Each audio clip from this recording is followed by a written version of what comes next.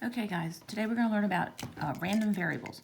What is a random variable? Okay, it's just a numeric value that's the outcome of a chance process. Okay.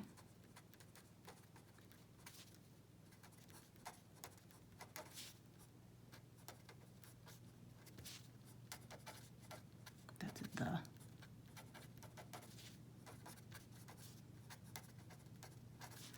We tend to see random variables denoted with X, Y, capital Y, but they can be any capital letter, okay? And we've talked about this, when I said something like, when you roll a die, a six-sided die, what are your possible outcomes? 1, 2, 3, 4, 5, 6. Well, those are the random variables, okay? So it's nothing new. I'm just kind of throwing some more vocabulary at it. Okay, there's two types. There's discrete and continuous. Discrete are exact numbers, okay? So these are counts. Okay, basically, there can be no decimals. So, rolling a die, you're just going to get 1, 2, 3, 4, 5, 6. You're not going to get 1 point something or 2 point something. Okay, and this is also where we kind of count things like the number of cats, the number of cars, things like that. Okay, so this is counts or numbers. Okay, that's why we can do the probability that X equals a number. And we can also do the probability that X is, greater than or less than a number, greater than or equal to. So there's our PDF and our CDF, okay? Now continuous are values within a range. And these do have, these are decimals, okay? There's too many options to be able to pinpoint a single count, okay? So this is something like GPA, okay? Distance, time, like swimmer's time and things like that. So for this, we tend to use density curves. Okay, we're either going to have to be given a density curve, maybe it's uniform, or our favorite density curve is a normal curve. Okay, so when we have values that are in a range that there's just too many options, I can't count, we can't necessarily do an equal, a PDF, but we can do a range. Okay, so this would be like a PDF, this would be like a CDF. That's why we, PDF. That's why we never do PDF with normal. With normal, we always do CDF because we can't pinpoint a single value. It has to be a range. Okay, well, I'm going to do an example of continuous first because we know how to use a normal curve. Okay, so here is a setting in terms of a discrete variable, but it's exactly the same that you're used to with normal curves. Okay, after taking many samples, it was found that the weights of 3-year-old females closely follow a normal distribution. My favorite word, haven't seen that in a while. With a mean of 30.7 pounds and a standard deviation of 3.6 pounds. Okay, randomly choose one 3-year-old female and call her weight X. X is the random variable. So what's the probability that a randomly selected 3-year-old female weighs at least 30 pounds? Okay, so we want to know the probability of at least 30, so that means 30 and above. Okay, so it's greater than or equal to 30. Well, we know how to do a normal curve. This is nothing different than what we've done before. We'll throw our normal curve on, we'll put our mean, we'll put our target of 30, X is greater than or equal to. Okay, so I'll shade above. I Z-score, haven't done this in a while. Don't remember how to do it. Sure I do. Of course, I'm looking on my paper for the answer. That would be a Z-score of negative 0.194. And then I would throw this in the calculator. Normal CDF. Can't remember what I have to put in first, so that's why I love the calculator because it guides me through. Normal CDF. Oh yeah, I need the lower bound. Oh look, it's already in there. Oops. Lower bound is my Z-score. Upper bound is infinity. And of course, I never change my mean and standard deviation. So negative 0.194. Oh, infinity, 0, 1. So I would get 0.5769. So I would say there's about a 57.7% chance that a randomly selected female weighs at least 30 pounds. Okay, a randomly selected 3-year-old female. Did I say 3-year-old? So again, nothing different than what we already know how to do. Okay, so that's continuous. Now let's do a couple discrete examples. Okay, So here's our first example of a discrete random variable, simply because the possible outcomes are, exact values. They're not decimals. Okay, so we're going to talk about languages. Imagine selecting a U.S. high school student at random. Define the random variable x to equal the number of languages spoken by the randomly selected student. So the table below gives the probability distribution of x, it's a probability model, based on a sample of students from the U.S. Census at School database. So our random variable x, the number of languages, can either be 1, 2, 3, 4, or 5. Okay, and the probability of each of those occurring. So we have our probability model. Nothing new. We know how to do this. So if I look at the probability model, what's the probability that a randomly selected student speaks at least 3 languages? So again, at least 3 languages would be 3, 4, and 5. So I'm going to say x is greater than or equal to 3. Well, from the table, I can just add these up.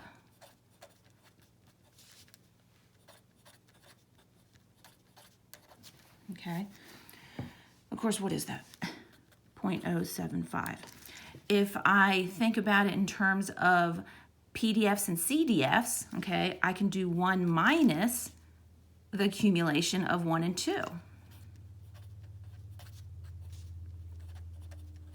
And the best thing about it is I'm going to get the same answer, okay? So again, we already know how to work with discrete random variables, discrete random variables, because we've been doing it with probability, okay?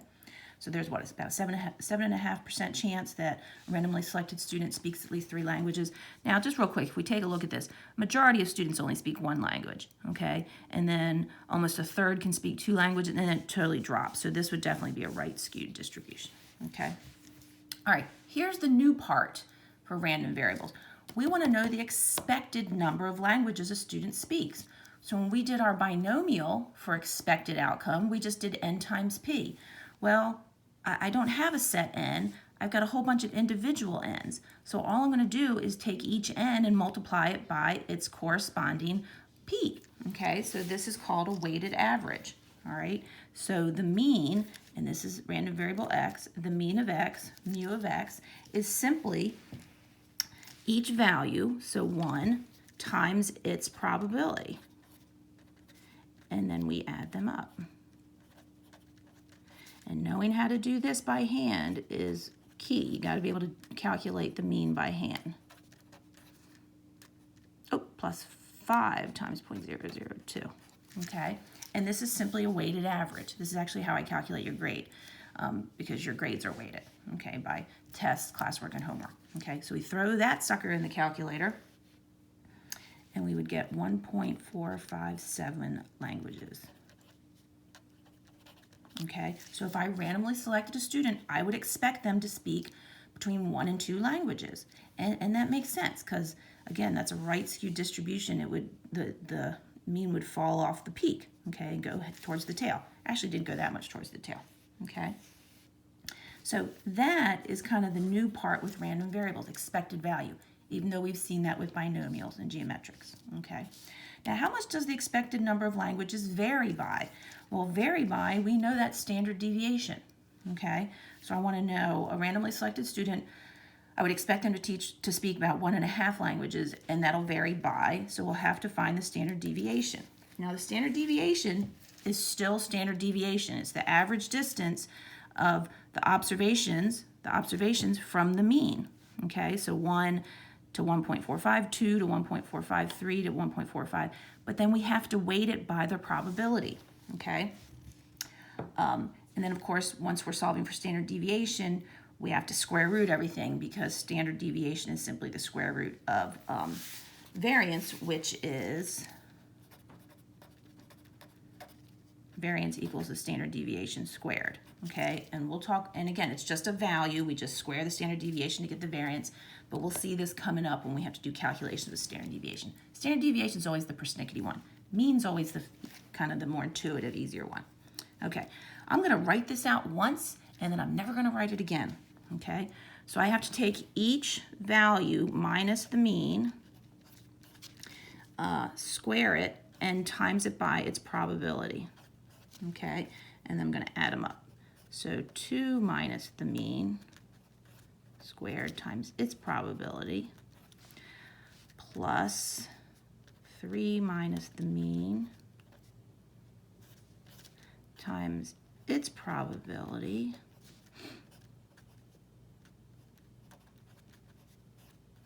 what's 4's probability? And then 5 minus the mean times its probability, okay? And then I gotta square root the whole thing. So throw that in the calculator. And we get, what do we get? 0.671 languages, okay?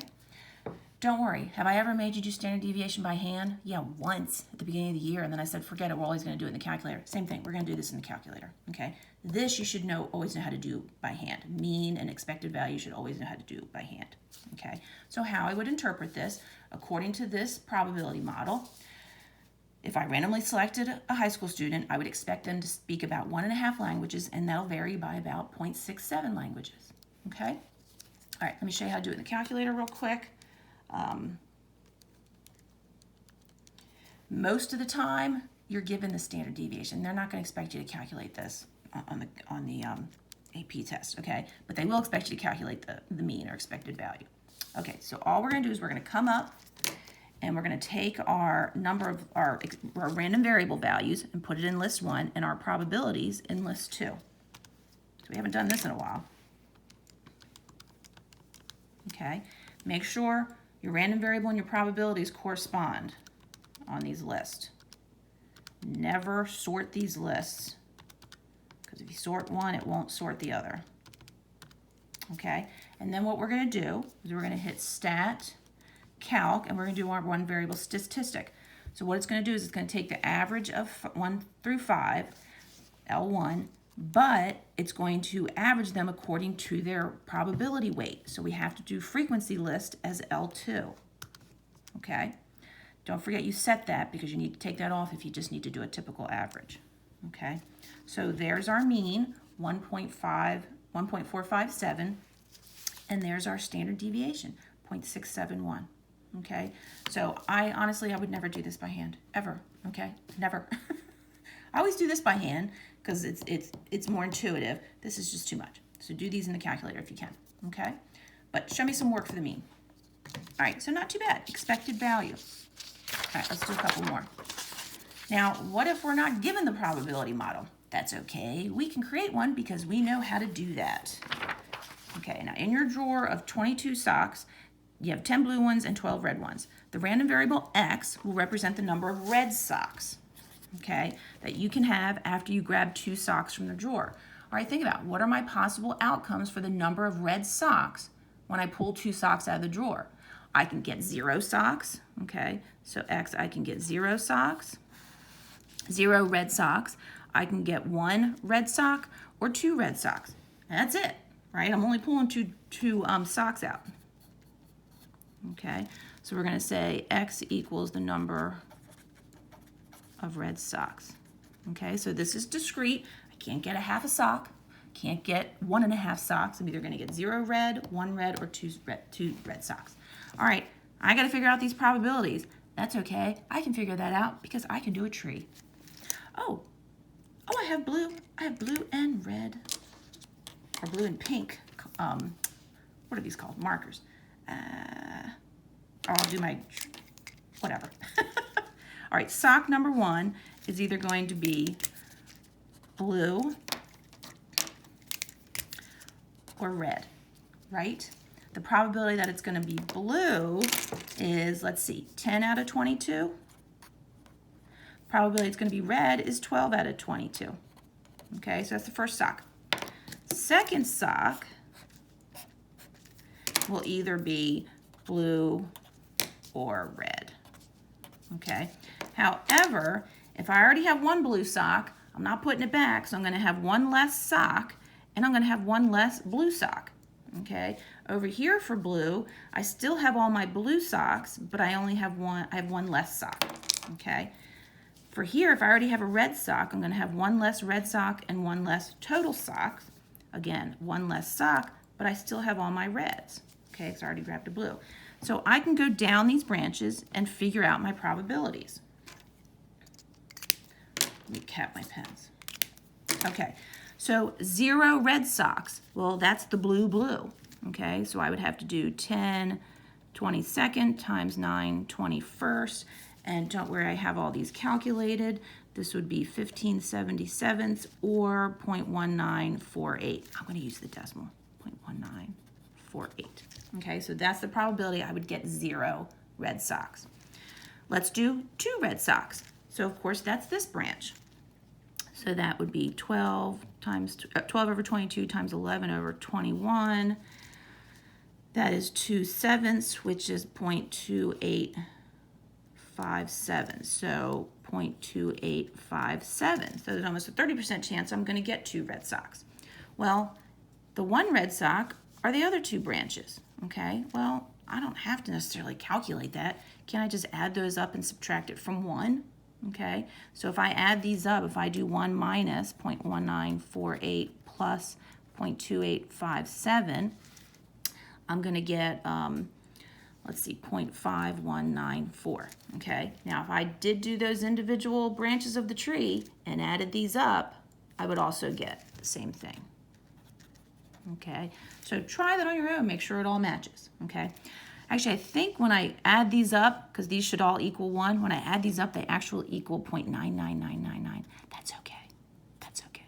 It's essentially 1. Okay, that's just rounding, no big deal. All right, so now I've built my probability model. So now what is the expected number of socks that I'll grab and how many does that vary by? All I gotta do is my mean and standard deviation. So my weighted mean, 0 times that, 1 times that, 2 times that, add them up, and then I'm going to throw it in the calculator for my standard deviation, because I always do that. Okay, so the mean of x will just be my weighted average.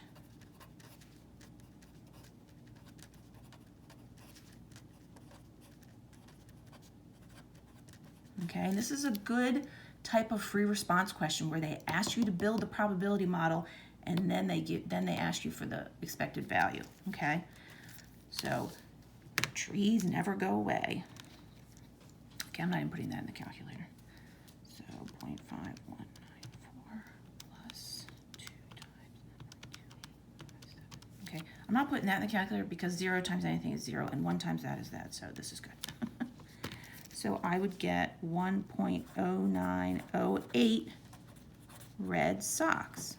So I would expect about 1 sock. And if we look at our values here, this is definitely the highest probability, so it would peak here. So the distribution would be symmetrical, okay? Now standard deviation, I'm doing that in the calculator. So I'm gonna go to my stat, calc, and I'm gonna change this. I'm gonna clear these out. So I really only need 0, 1, and 0, 1, and 2 because those are my only possible outcomes of the number of red socks. And then I'll put my corresponding probabilities.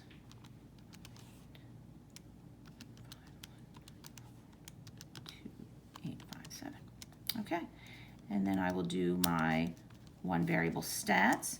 Again, L1 is my variable or my random variables. L2 is my frequencies or my probabilities. And then I will calculate. This is what I always do. I always calculate the mean by hand and then I check it in the calculator. Pretty good. And then I just record my standard deviation because I'm not going to do that by hand. So 687 red socks. Okay. So answer to the question is how many red socks would I expect? I would expect about 1.09 red socks, and that's going to vary by about 0.687 red socks. Okay. So really not that bad. This is really the only thing we're concerned with. And we know how to build a probability model if we don't have it. Key to probability is a tree. All right, let's do a couple more examples that are fun and won't take that long. I'm going to change my pen to purple. All right, we have a spinner wheel. Okay, this is where expected value comes in handy when you want to decide whether you want to do something based on the expected value. So we have the opportunity to spin this wheel, this little 4-section wheel, and win the amount of money the spinner lands on. So how much money would we expect to win? All right, well, if my random variable X is the money I'm gonna win, what are my possible outcomes? Well, I could win nothing, or I could win 10 bucks or 20 bucks. So I can win no money, $10, or $20.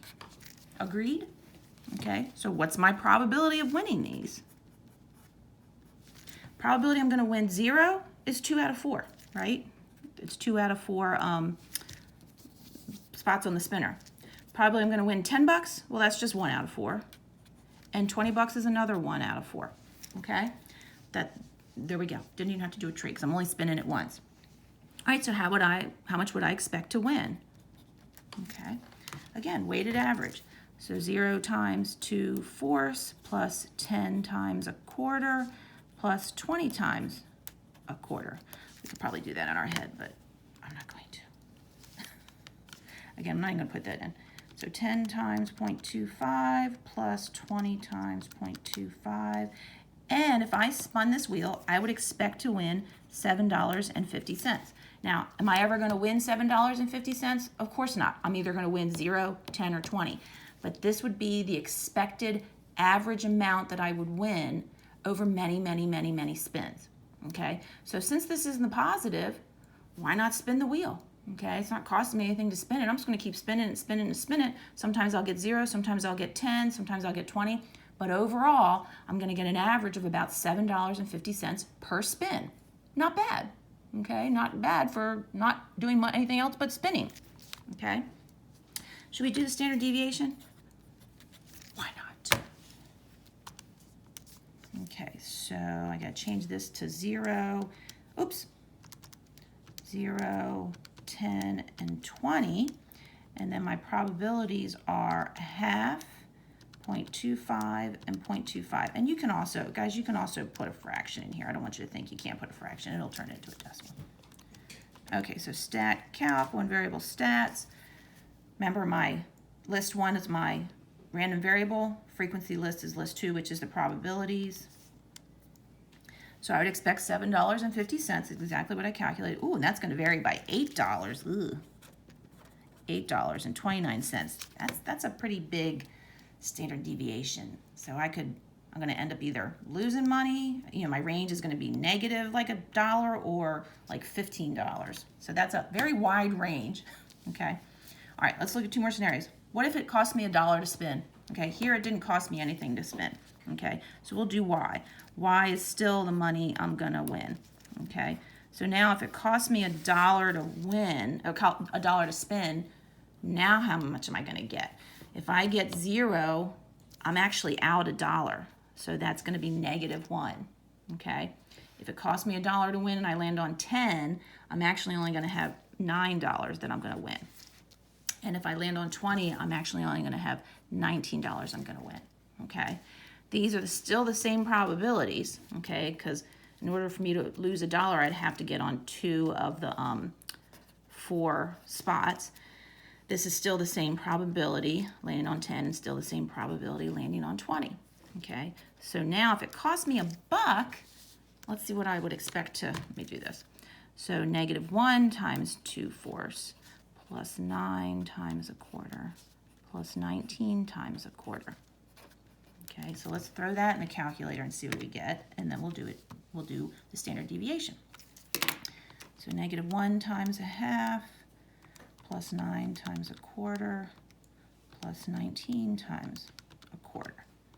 Okay, all right, so I would expect to win $6.50 on average after many, many spins. Okay, let's do our probability here. Our probabilities are the same, or our standard deviation. I just need to change my random value, or my random variable. So -1, 9, and 19. Okay, all those settings are the same. So there's my $6.50. Look at that. My standard deviation didn't change. Okay, so now I would go like anywhere ranging from -$2 to like $14. Okay, so still a pretty big wide range. But overall, I would expect to come out positive. So I'll still spin. All right, what if it cost me $10 to spin? So we'll do Z equals the money I'm going to win. All right, well, if it costs me $10 to spin and I land on a 0, I'm out $10. That would make me mad. If it costs $10 to win and I land on 10, I don't make anything. I break even, right? If it costs $10 to spin, did I say to win, and I land on 20, well, I've really only gained $10. Okay, so again, this is my profit after landing on a 0, which is still the probability of a half, and these are still my quarter probabilities because this would be me landing on a 10, landing on a 20, okay? Yeah, let's see what our expected amount of money I would win would be, okay?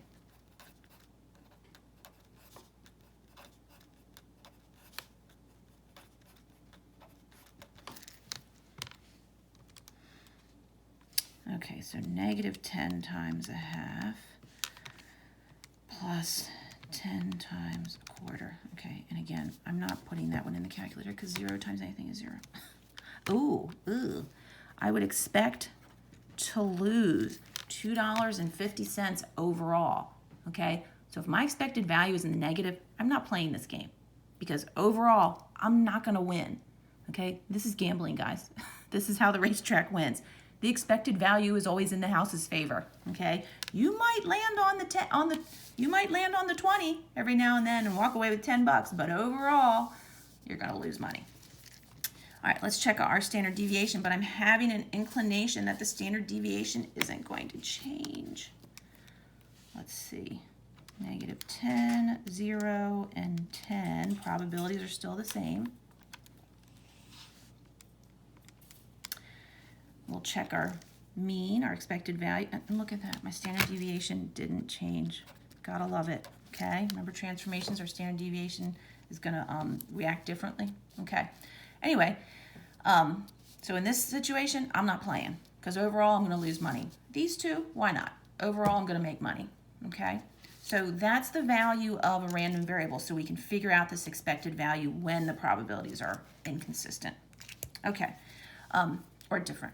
All right, I hope this was helpful. You guys got a couple practice problems, and I'll see you later. Bye.